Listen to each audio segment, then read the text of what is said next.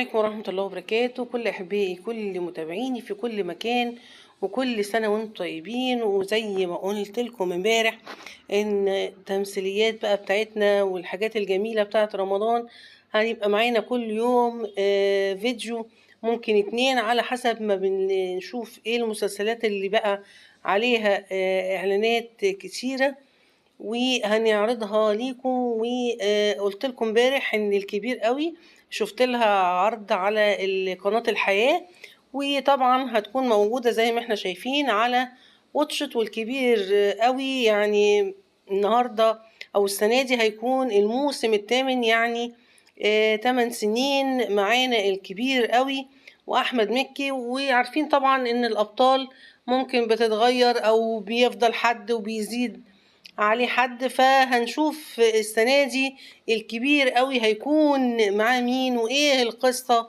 وايه حكاية الكبير قوي معانا السنة دي ان شاء الله. وكل سنة وانتم طيبين كل احبائي وكل متابعيني في كل مكان.